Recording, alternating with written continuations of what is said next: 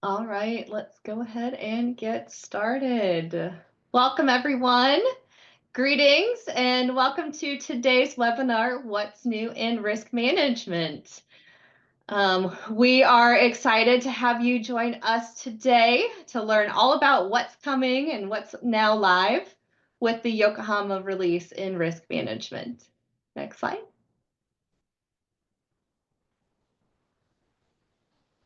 All right, I am Emily Podasky. I'm the product marketing manager here at ServiceNow. And today that I am joined by Hari Hara. Hari, do you want to introduce yourself? All right. Hi, everyone. My name is Hari. I'm the product manager for risk management and super excited to talk about all the exciting stuff as part of Feb 2025. Yeah. Really excited to show you all the great features and enhancements that we have for us today. So next slide, please. Before we do get started, though, a couple of housekeeping items to cover. First, you are on mute, but that doesn't mean that you can't ask questions. Feel free to use the Q&A feature to ask any questions throughout today's session, and we will answer them as throughout the session, and we will have a dedicated Q&A session at the end of today's presentation. We do have a lot to cover, so if we do not get to your question, don't worry. We'll try to follow up with you offline, or you can schedule some time with your account manager to set up some time with us to talk about specific use cases and how we can help you. Also, today's session is being recorded, and it will be available on demand on our ServiceNow community forum, as well as our YouTube channel, in case you want to reference back to today's conversations or share it with your colleagues. And additionally, we will have a short survey at the end of the session, and we'd really appreciate it if you take a couple of minutes to complete it. We do look at this feedback and use it to improve sessions like this, and we really value your input. So next slide. Today's webinar is just one in a series of update webinars. So if you missed some of our previous sessions, don't worry. The recordings are available on the community forum and on our YouTube channel.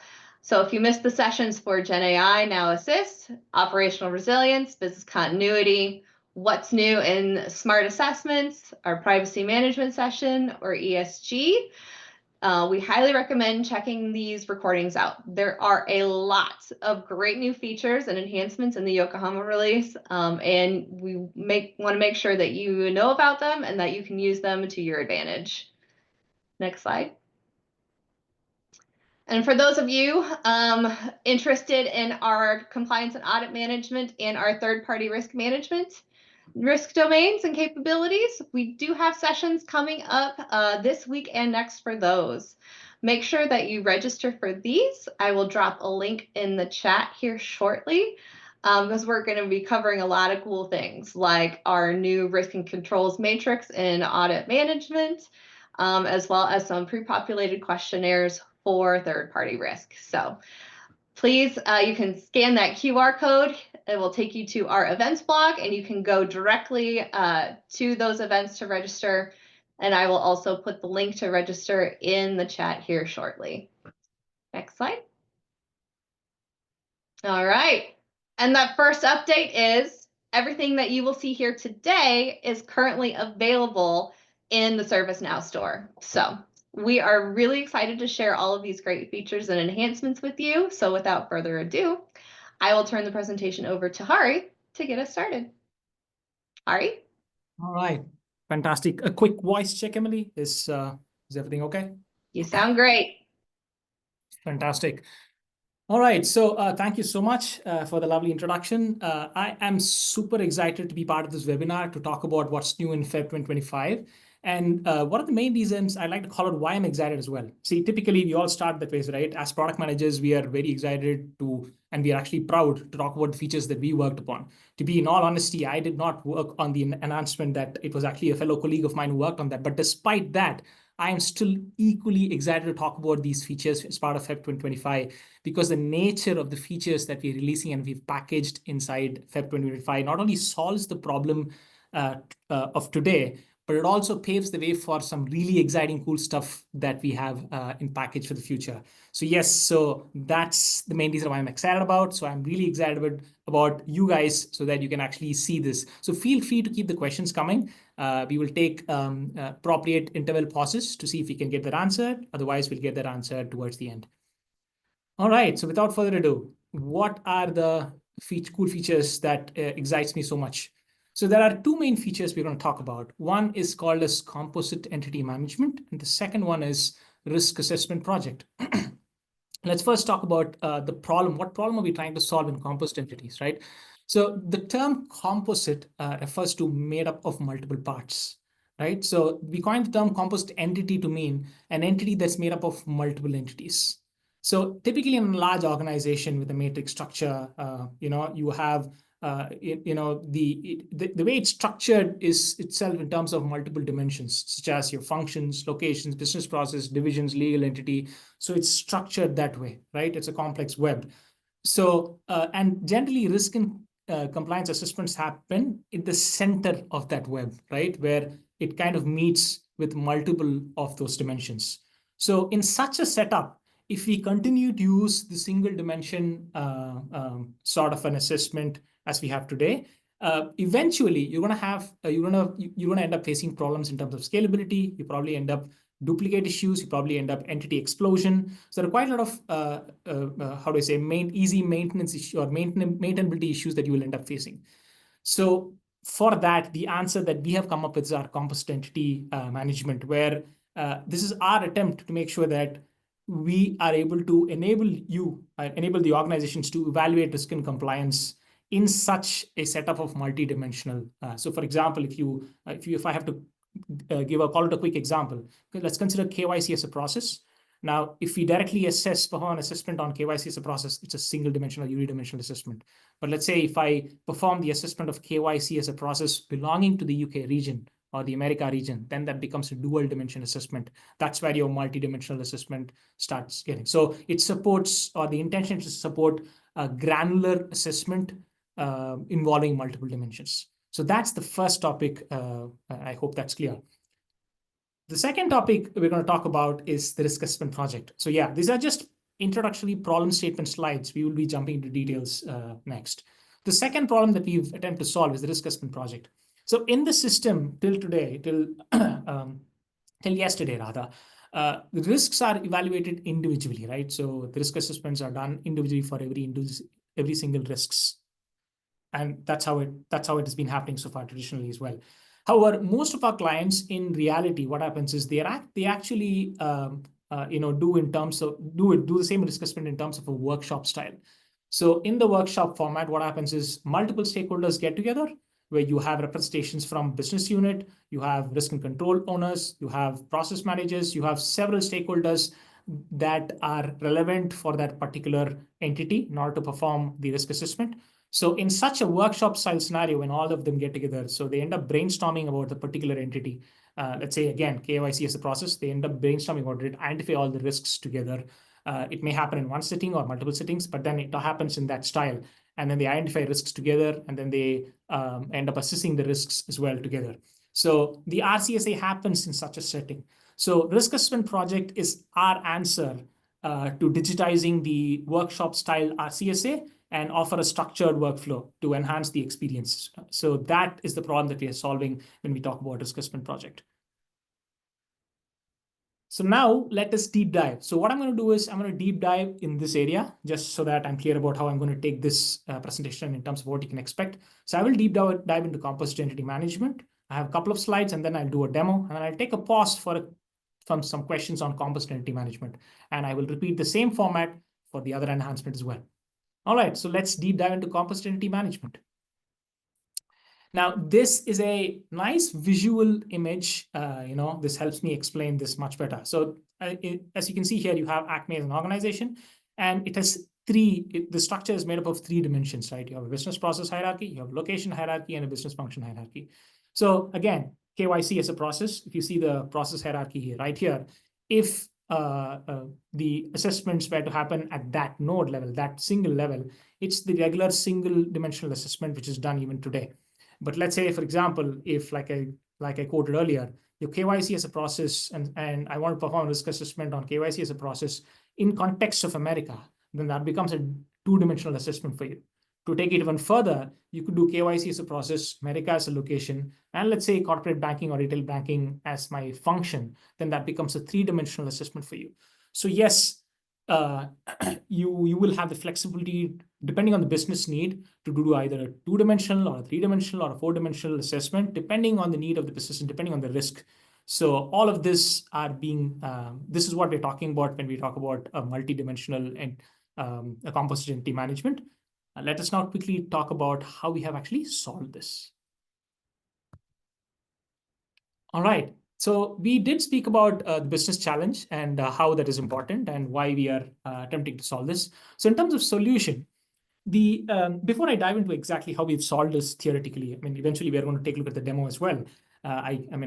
So the one mantra that we had in our head in order to solve this was that less disruptions for our existing users. We didn't want to invent something and then make it harder for you to consume. So we wanted to make sure that we recognize that the existing way of the way entities models are also valid in some cases. So we wanted to make sure that we give you the power, we give you the control to decide when you want to utilize composite entities, in what necessity, in what business context you want to use composite entities. So this will not disrupt.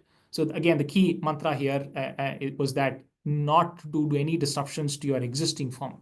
So that is actually fantastic, and I'm really proud of the way our team here, back team, has achieved this one. So the way we have solved this is by utilizing the existing construct of entity class and entities. So you already have an existing entity class. Again, these are already existing features and functions.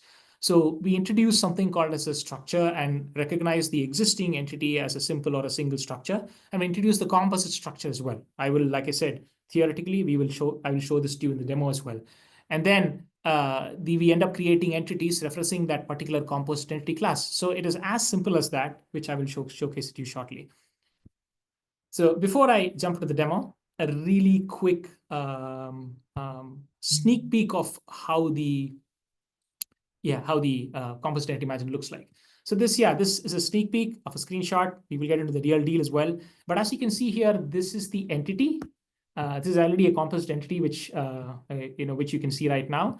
And there you go. You see it is composite. And this composite entity is made up of three different dimensions. Your USA as your location, ASR as your company, and a business process as well. So this is a three-dimensional entity. So any risk assessments can now happen with respect to a single or this composite entity that you can see here. Now, certain other things that I like to call out here are, so by nature, since this is a composite entity, we have also made sure that this composite entity rolls up to individual of these entities. So which means in this example, the USA ASR and the process composite entity that you can see here rolls up or acts as a child for each of these individual entities like USA, ASR, and risk understanding. So that way, the aggregation, when it comes to the aggregation, any assessments or any data that is done at the composite entity level is also being considered at the individual dimensions as well. Right? You may also have questions around, hey, if it's a single entity, I have a single owner, but if it's a composite entity dealing with multiple dimensions, how do we deal with the stakeholders there? Is that a way where I can have representatives from a location, division, and all the respective divisions? Yes, absolutely. So I will be introducing a concept called as stakeholders as well when we see the demo. So yes, so this is a quick, like I said, this is a quick sneak peek of the composite entity. Let us take a quick look at the benefits, and then we will jump directly into the demo because I don't want to spend too much time on the presentation. All right, I see a raised hand. I thought I will stop after the slide, but let's hear the question. All right, Nicola, if you could type your question into the Q&A section, we can get it answered. All right, there is one other question that came in through the chat. For composite entities, would you expect risks and controls to be assigned to the composite, or at the individual entities to define specific process ownership? Awesome question. Awesome question. So I was about to, I will be demonstrating this as well. So the composite entity is just like any other entity. So when you create a risk or a control, it will be pointing to this particular entity. So which means we are recognizing some risks which exists and which needs to be assessed at this level. So yes, it exists in this particular dimension of a combination of multiple dimensions. I hope that answers the question. Is there any other question, Emily? Well, we've got time for two more. Let's see. How controls will be generated for composite entity? Is it one control for composite entity? It's okay. So you could have, like I said, so again, whether it is risk or controls, you could have multiple such risk or controls pointing to this composite entity. It's not so as of now. It's a manual way, but in the future, we also have plans of automating this where such controls and risks get automatically generated for composite entities as well. But yes, depending on the nature, depending on the amount of controls that you want or risks that you want, the composite entity is just like any other entity, and you will see this in the demo. So depending on business need, we are free to create a number of controls or a number of risks that points to the same set of composite entities. Excellent. And last question, is composite entity available in all IRM product SKUs? It is available in the IRM. When you say product SKUs, I'm assuming you're talking about the editions, standard, professional, enterprise. So if that's the question, absolutely yes. We recognize that this is a fairly basic feature that and which is fundamentally important to any customer, irrespective of the edition that they own. So yes, it's going to be made. It will be made, and it is actually available starting from standard itself. Great. Great questions, guys. Keep them coming. We will get to them. We have a dedicated Q&A session towards the end. We're going to move on to our next topic because we do have a limited amount of time, but we will try to address all of our questions here at the end. Awesome. I almost wish, Emily, that it was an in-person, it's a session rather than a webinar. It'll be a lot more exciting. But anyway, so let's cover the benefits, and then I'll jump into the demo real quick, and then I'll jump to the next topic. So yeah, so if you look at this slide, I've named it potential future benefits, and composite entity is the first step. So I couldn't resist adding the potential future benefits also, in addition to the existing benefits. This is the reason why I was excited to talk to you before I even started. So what are the benefits, right? So composite entity will definitely pave the way for a very entity easy maintenance entity. It's going to be, how do I say? I'm pretty sure a bunch of you or customers are probably feeling that it'll be much easier if my entity maintenance becomes a lot more easier, because the entity some of you may even face entity explosion. So all of this is expected to be solved by composite entity. So thereby eliminating duplication. And once duplicates are eliminated, your entity structure becomes harmonized. And once the entity structure is harmonized, your maintenance of the entity becomes much easier. The last two benefits which I really wanted to call out are also, this is again, the potential future benefits. So enhanced reporting and aggregation. Now, I'd like to go back. So remember the first slide that I had when I was showcasing composite entity was that of a Rubik's Cube, right? So I'm going to use that the same analogy. So imagine there is an organization with function, location, and several other dimension, division and legal entity, all of that. Now, as a functional head, so today the way the aggregation in our current Feb 2025 release, the way it'll work is that it'll still be aggregated. We do support aggregation, but I just called out saying that the composite entity is going to become a child of the individual entities, and you get the aggregation done that way. But in the future, again, I'd like to call this out as well, is that going back to the example of Rubik's Cube, if you are a functional head, you will be able to extract the report which is aggregated from a function perspective. And if you're, let's say, a regional head or location head, you will be able to extract the same set of data from a regional perspective. And if you're let's say, for example, process head, you will be able to extract, again, using the same set of data using the process lens. So it's just different lenses with which you're seeing it, but such a dynamic aggregation will be made possible in the future. And the last one is easy entity recognition. easy entity reorganization, right? Again, organizations go in, there are organizations which end up changing their structures, as frequent as even every month as well. So in such a case, and since your org structure is going to be reflected in entities, how is it that you're going to manage the impact on data? It'll be a lot more cooler and a lot more exciting if the system recommends in an elegant fashion, these are your entities, this is the impact, right? So this composite entity is the first step towards such a benefit as well. I know these are not today's benefits, but this paves the way. This is the first step towards it. And we are in the right direction. And once we achieve the other piece of the puzzle, you will be getting these few future benefits as well. I'm sorry, I couldn't resist but calling out these two future pieces as to why composite entity is very, very important. Emily, do you think someone raised the hands again? Maybe I can take one more question and then I can jump into the demo. Let's see. We have a bunch of questions. One more, and then I'm going to jump for the demo. All right, let's do any changes in entity tables hierarchy. Is there any impact on upstream or downstream entities structure? So yes, that is what I was referring to, easy entity reorganization. So when you're talking about downstream, okay, again, I can take it in the simple fashion. If you're just talking about changing the parent, reorganizing the parent, it's since our composite entity is just like any other entity, it'll behave like any other entity as it behaves today. But like I said, the easy reorganization that I was talking about, for that we have to do another piece of the puzzle, which is not yet done, which is there in the future in the cards, which is a much more elegant way that it will handle that. But as of now, it is just like any other entity when you change the parent. Great questions, guys. Keep them coming. All right, I'm gonna quickly jump to the demo. But then I'd like to touch upon one thing as well. So generally, when you may not want to change this parent because it for the composite entity, it becomes a natural child of the respective individual entities. So we don't foresee that you'll have to manually change that anyway. So in which case you will have to, how do I say, if you're talking about reorgs kind of an org structure changes, like I said, the answer is waiting for you in an upcoming release. All right, so let me quickly jump to the demo.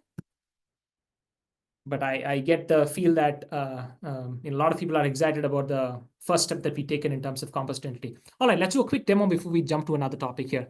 So like I said, entity classes, we are reusing the same thing. Like I said, the mantra is less disruptions. And I'm here right now in the entity classes in a risk workspace. And as you can already see here, there are a bunch of composite entities that have already been created. So these are two-dimensional composite entities. But rather than opening an existing thing, why not create a new one? So let me go ahead and hit new. The moment I hit new, you see here, there's a structure, there's a field here which says single and composite. So that's all it is. I hit on composite and I get to define how many dimensions of does this composite class represent? Is it 2? Is it 3? So for now, I mean, like out of the box, we've given till 5, and we don't foresee in a practical sense beyond 5, because the more dimensions, yes, you're going to be increasing a different level of complexity. So we don't foresee practically more than 5, but then yes, for now, for this purposes of demo, I've selected 2. The moment I've selected 2 here, system is going to ask me, okay, what is this class made of? So maybe it's made of business process as my first entity, and then it's made of maybe, say, location as my second entity. And there you go. That's all it is. I have to hit and save. The moment I hit and save, voila, your entity class is now ready so that the entity can be created. Now, I already have created such an entity class. So let me go to the entity and then show it to you how we end up creating it. So one call out I'd like to do here is the process of creation of an entity in the composite entity structure, the way is available only in our workspace format. So I hit new. Again, very similar process. It's the same old entity here. I change it to composite entity rather than single. And it immediately asks me, okay, which class? Because I might have created multiple composite entity classes, right? So business location was just one class. So you see several other classes here. So depending on the mean, or depending on the need, you get to create further as well. So I select the business process location. And then all I have to do is, all right, so what is the business process? So KYC is the business process. and I select the location. Could be UK, could be America, could be APJ, could be whatever it is. And then I hit save. So that's it. It's that simple. So it's like I said, it's the same way that you end up creating entity, you end up creating composite entity as well. So just to call out, I think I already called out called this out before. As of now, we're supporting the manual way to create such composite entities. But yes, we do have it on the cards to automate such creation of composite entities as well in the future. All right. So one other thing I like to call out, this was again related to one of the question that was there. How do risk and control exists or point out? So if I go to library here, risks. So, and I hit a new here.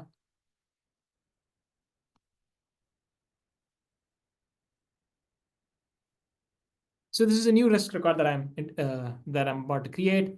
So as you can see here, nothing's changed here. It's still the same old entity. So when I can type in the entity for it could be anything, right? It could be, let's say, credit risk.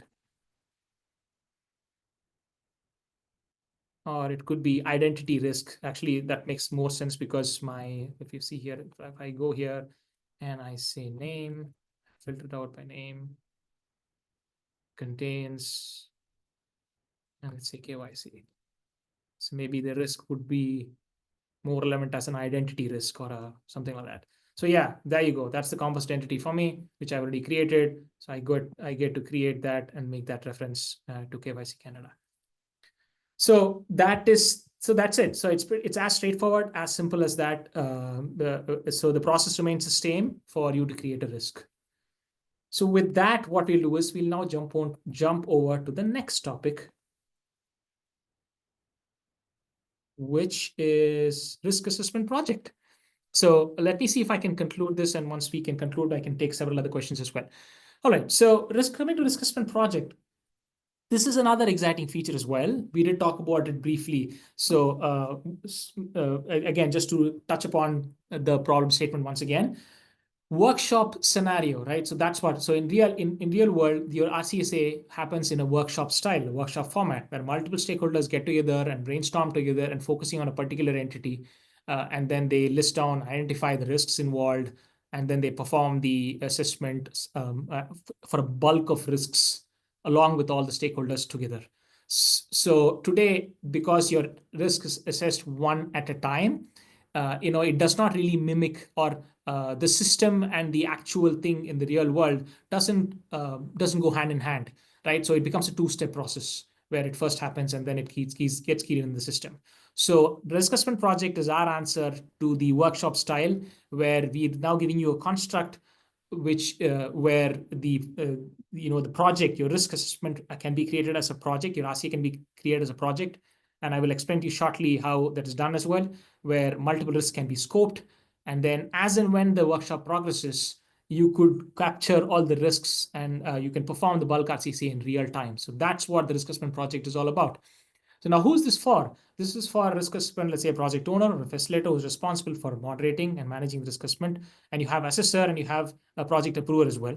Now, rather than taking this slide, let me quickly move to the next slide, which actually explains the workflow of the risk assessment project. So as you can see here, there are three three key personas that are there: the project owner, the assessor, and the approver. So as a project owner, I start and I create the assessment project by setting up the context by adding which entity. So it could be, again, just to call out, this could be a simple entity or it could be a composite entity as well, right? So it's like I said, less disruptions, everything else remains the same. So I could set any entity here, set the RAM, which is the risk assessment methodology, and then I define the stakeholders. Who are all the stakeholders that need to be part of this particular project? And then I move on to what are the risks that needs to be assessed. So I now, as a project owner or facilitator, set this up, and then this is now ready for the assessment, which means that any of the stakeholders that has been identified as part can now volunteer and then pick up this assessment as an assessor. They go ahead and perform the assessment. So what is this validation here? And in a project scenario, like I said, there are multiple risks that are being assessed. And once the multiple risks that are being assessed, before I could submit, before the assessor could submit the project as a whole, a system helps you and assists you in performing quick validation to make sure that everything is covered. All risks that are supposed to be assessed are assessed. Every factor is covered here, or all the controls are being assessed. It does a quick check so that we have not missed any mandatory elements there. And then once that is done and it is successful, the assessor goes and submits for approval. And if it's not, it again goes back so that the assessor can go ahead and then perform and make sure that they correct the errors if there are any. And the approver receives the notification. They check we also expose something called as an assessment summary, so that it gives a bird's overview. As an approver, I don't have to go ahead and then look at the actual risk assessment one at a time. I can go to the quick report called a summary report, take a look at that, and then see what are the status of each of these risks. It'll give you a quick glimpse and summary of that. And that's why it's called as the assessment summary. And then once I'm satisfied with that, I can go ahead and approve it. And just to call it out, it can also be a multi-level approval as well. So it's all about configuration. You end up configuring it. It could be a simple single approval or a multi-approval as well. And if I'm not satisfied as an approver, it goes back to the assessor, and then they perform the assessment, and then the cycle repeats. So that's a pictorial nice way to represent it, which is what we're going to see in the demo as well.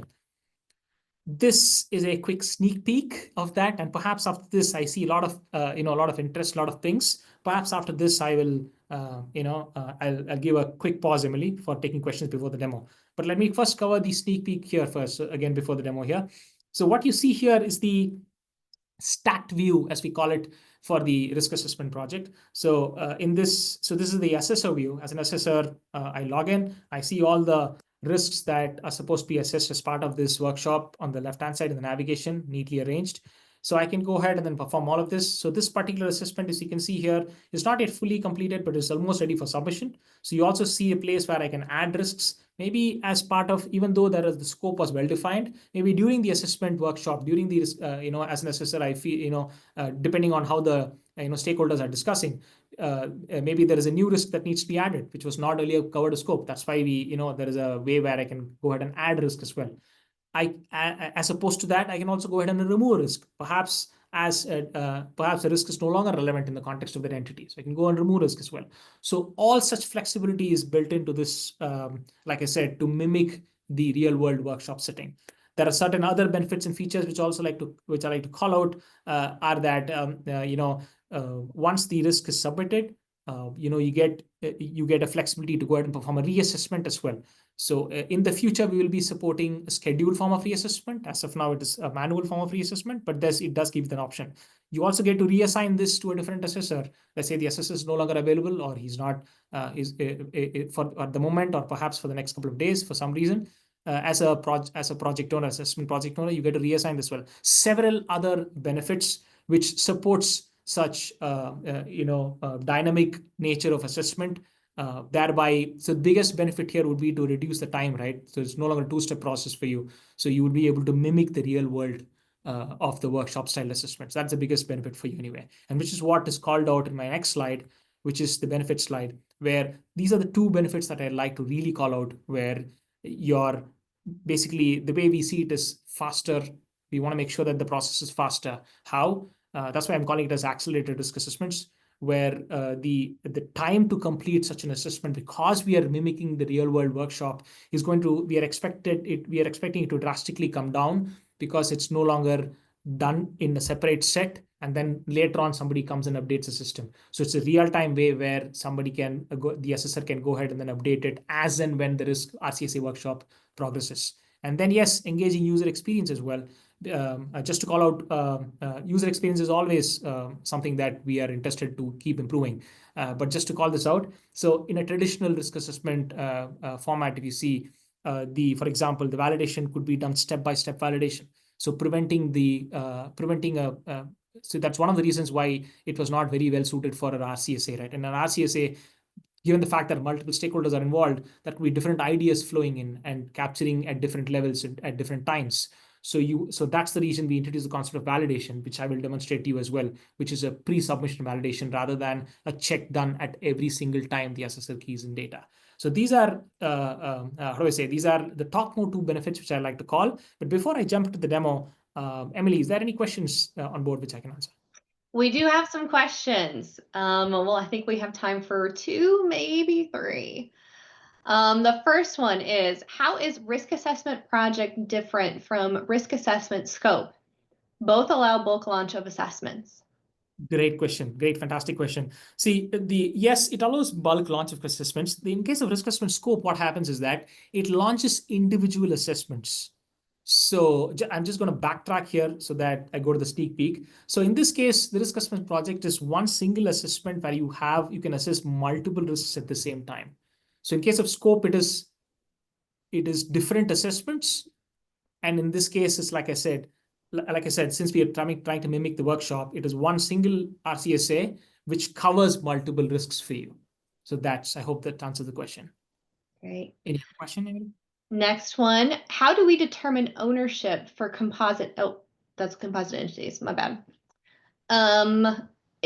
Let's see, can these risk assessments be done parallelly without waiting for another risk to be assessments?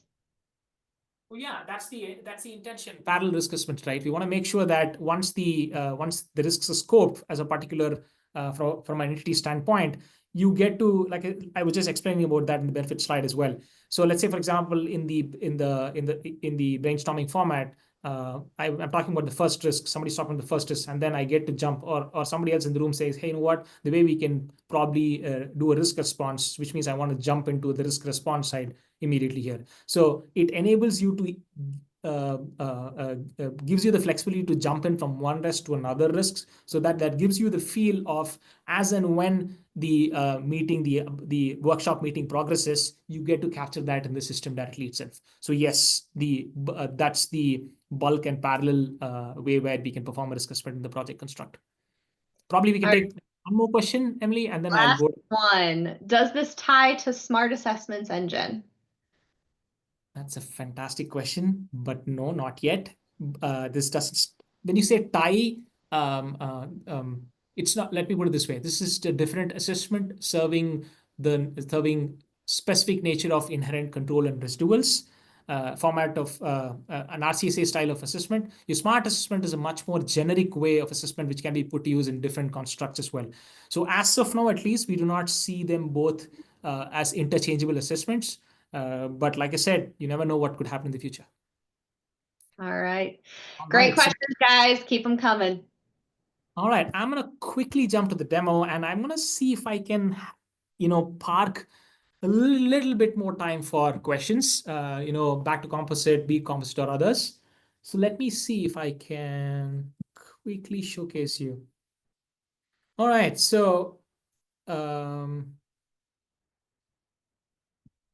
all right, so let me do one thing. So in the interest of time, what I'll do is I already have an existing that's created.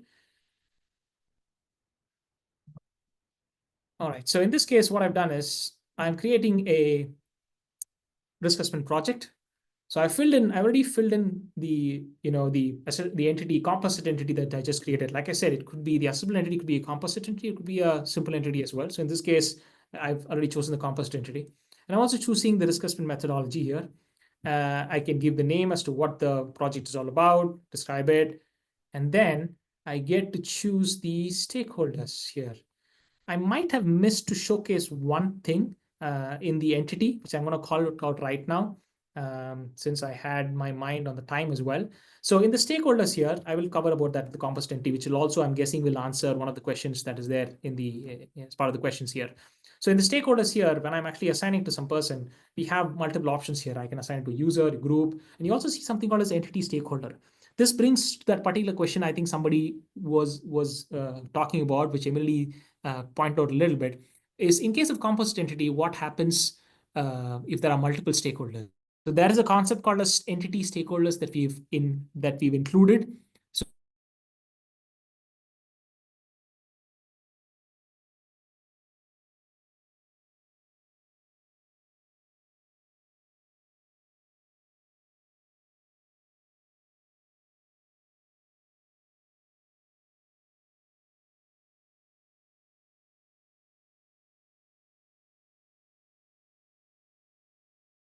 So we recognize that in such a composite entity, the composite entity stakeholders as well.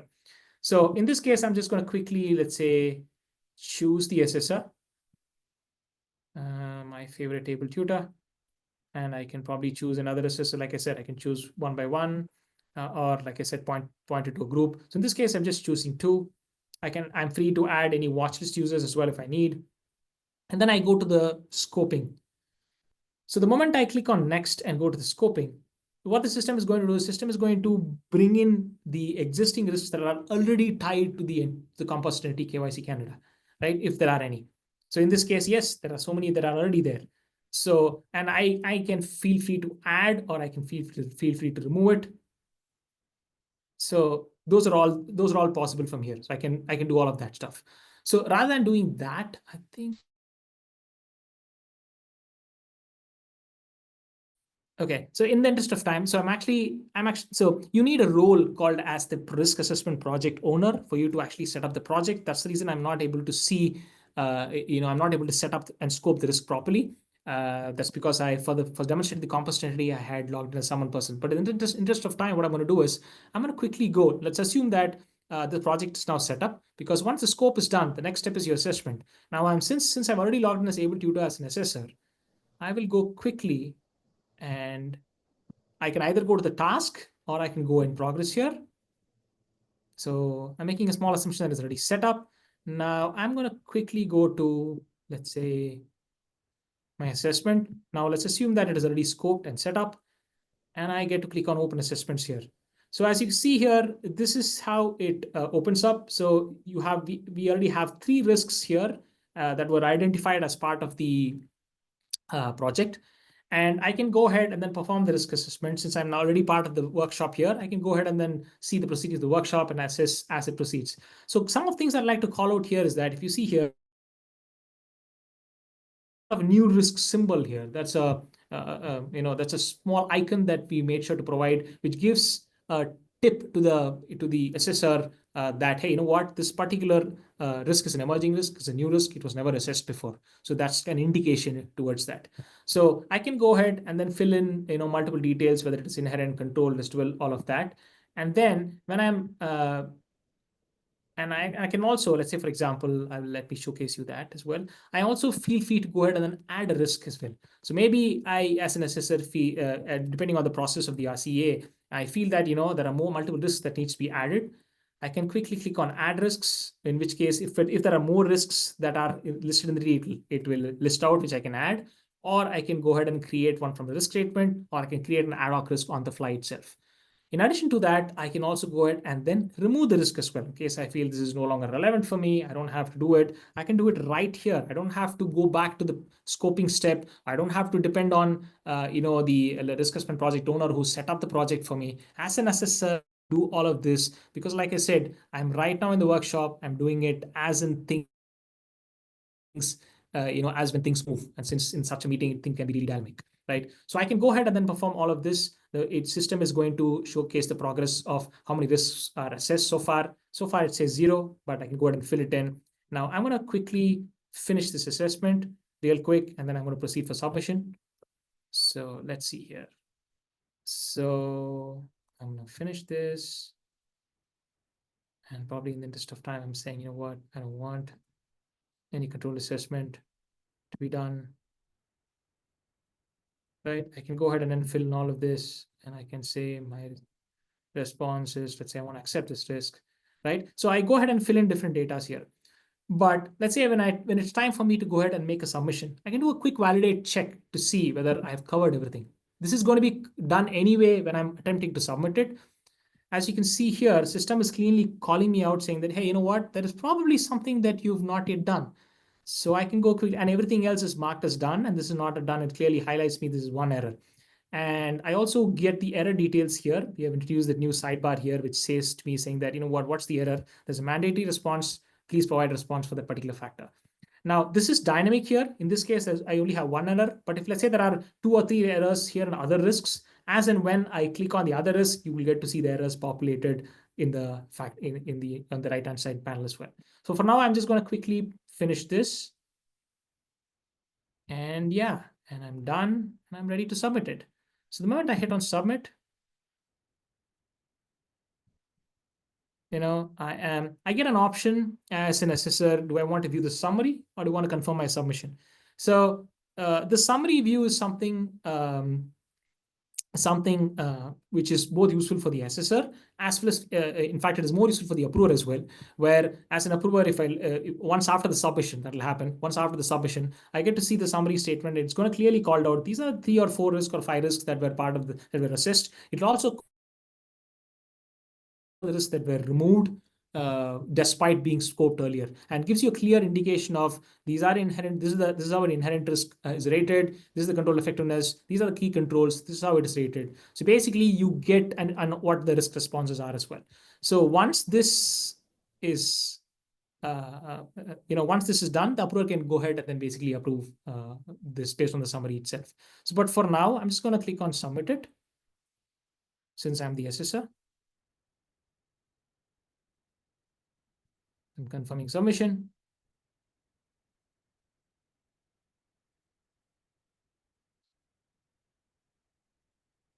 There you go. So for now, I actually set up in such a way that it is auto approved, again, in the interest of time. But however, like I said, you are free to configure multiple levels of approval depending on what the risk is, depending on what the entity is, all of that. So it could be a simple single level approval, it could be multi-level as well. And that's an existing functionality that we've just used here. So that is in a nutshell how the risk assessment project is done. There are also a couple of things that I'd like to point out, and then probably I'll open the forum for questions here. So what we took a look at right now is we saw we took a look at how the risk assessment project owner sets up the assessment, scopes the risk as part of this one, identifies the stakeholders, relevant stakeholders, and then this as a stakeholder, in this case able tutor, I logged in as able tutor. Assessment, right? This is how it happened.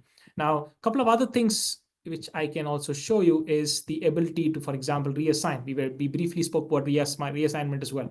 So I can feel free to select it. This can be done by the project owner, by the way. I'm not going to do it because I'm still the assessor. I may not have the right privileges to do that, but I can select it, and there you go. I see a reassign button here. And the moment I click it, system is going to ask me to fill in, okay, who's the new assessor? I can do that as well. So this is sort of a bulk reassignment functionality in the construct of a project. And the other thing which I like to also point out is the feature of reassessment as well. So if I click on this,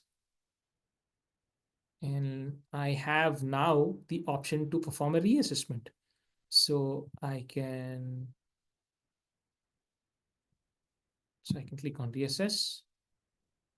Maybe I can choose what is the reason for reassessment. Is it a periodic reassessment? Is it a change in risk exposure? Perhaps a periodic risk assessment. In the future, like I said, it will be driven by schedules. But for now, like I said, it's manual. So I'm going to choose this as a reason. I'm hitting on confirm. Now, when I confirm it, what system is going to do is system is going to copy over all previously done assessments. And it's going to give me an option to copy over as well. You will see that. And then with that option, so as you can see here, it is now created a new project with all the risks that were previously assessed, right? And I get to say, you know what, I get to confirm that saying, yes, I can, again, system is checking with me so that whether this is what you want to reassess.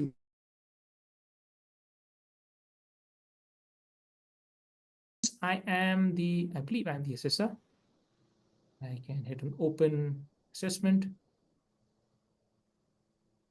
And yes, so the moment I hit on let's get started here, it's going to give me an option. Do you want to copy previous risk assessment responses as well? So if I hit yes, if I hit no, it's like a typical initial assessment that gets triggered. But if I hit yes, system is going to copy over previously done assessment responses and then immediately populate it for me. And if you see the beauty of it, it's first immediately populating the first one. This is how we manage performance. And then it keeps making the first risk editable for me so that I can start working on it. Again, minute things that we pay attention to so that the lives of the assessors are much easier. Rather than loading everything, we load the first one so that you can immediately start working on the risk. So there you go. That's the functionality of how previous responses have been copied over. Now it's all about me as an assessor going and then checking whether things are okay. If not, I clear it, I populate the right response, and basically repeating the same step of submitting. So that's the workflow of risk assessment project. This was a super fast demo, I know, but I'm really excited to answer some of the questions as well. So Emily, we can probably take a couple of questions in this construct. And if there is something, oh yeah, there is one other thing which I want to call out.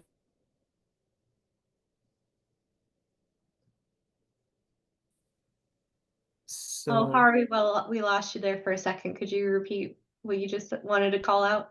yeah, I wanted to call out one other thing which I missed to showcase earlier in the context of entities. Go ahead, and then I just want to make sure that I cover all aspects in this demo, like I said. So if I go ahead and then choose this, there you go. So to the question of how will we identify multiple stakeholders, because that will be multiple representation from composite entity, I could go to the stakeholder tab here.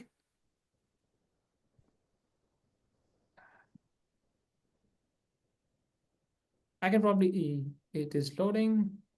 I can probably feel, yeah, there you go. I have a stakeholders tab here. We have enabled the stakeholders tab where you can identify multiple stakeholders which can be part of this particular entity. Now, that's the thing I thought I missed to point out, which I did.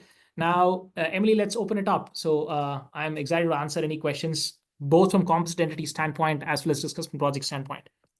Awesome. Thank you so much. What a great demo. I'm really, really excited about these things. And it looks like a lot of people are really excited about these too. First up, let's see. Can the presenter show the process flow again for a minute? So I believe this is the assessments flow build out. This one, assuming I'm seeing this the Yes, one. this one. Thank you. All right. Next one is going back to composite entities. Do you need to include business process in the composite entity?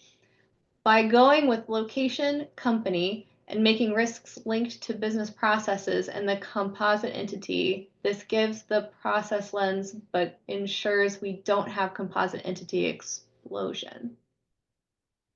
No, it depends. See, it really depends on, see, it's it's a configurable construct, right? So it really depends on the risk. It depends on the business need, because the framework is generic. You get to choose whether you need the process as part of the composite entity class or not. So the flexibility is there with you. You are all powerful. So you can define, you have the control to define what should be part of the composite entity and what should not be.